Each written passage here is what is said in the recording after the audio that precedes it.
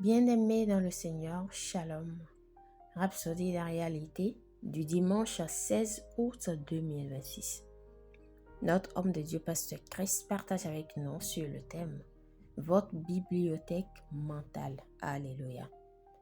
Le verset d'ouverture de ce jour est tiré du livre de Matthieu, chapitre 9, verset 4. Et Jésus, connaissant leurs pensées, dit « Pourquoi avez-vous de mauvaises pensées dans vos cœurs ?» Gloire à Dieu.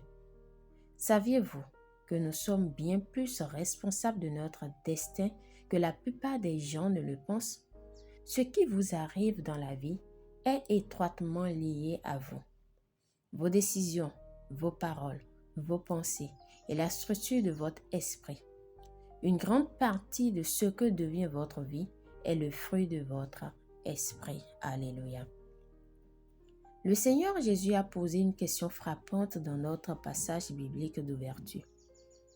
Pourquoi raisonnez-vous ainsi? Cette question est au cœur des difficultés de nombreuses personnes. Leur raisonnement est leur perte. Vous raisonnez ainsi à cause des informations que vous avez reçues au fil du temps.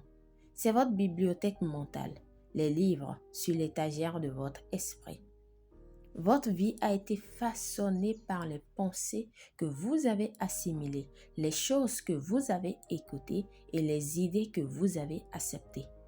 Vous êtes le produit des informations que vous avez reçues.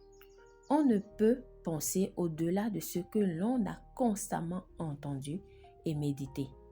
C'est pourquoi la méditation de la parole est essentielle pour tout chrétien. Outre le perfectionnement et l'élévation de l'esprit, elle engendre une prospérité et un succès incontestables. Vois Josué 1, verset 8 et 1 Timothée 4, verset 15. Certains prétendent écouter la parole, mais sans méditation, ils en neutralisent l'impact par des pensées et des influences contraires. Le Seigneur Jésus a dit que les traditions, Marc 16, verset 13, c'est-à-dire les croyances et les idées transmises par la société, l'éducation et l'environnement, rendent la parole de Dieu inefficace. La méditation, quant à elle, harmonise votre esprit avec la parole. Gloire à Dieu. Soyez donc attentifs à ce que vous laissez entrer dans votre esprit, dans votre bibliothèque mentale. Tu es le reflet de tes pensées. Proverbe 23, verset 7. Car tel est l'homme dans son cœur, tels sont ses actes. Par conséquent, remplis ton cœur de la parole jusqu'à ce qu'elle devienne la force dominante de ta pensée. Laisse-la façonner ton raisonnement, tes réactions et ta vision du monde. Ne laisse pas ton esprit au hasard. Bâtis-le avec la parole, béni soit l'Éternel. Priez. Cher Père, je te remercie pour ta parole qui renouvelle mon esprit et transforme ma vie. Je veille sur mes pensées et je me confie à la parole, la laissant guider mes pensées et mes décisions. Je rejette toute influence qui contredit ta vérité.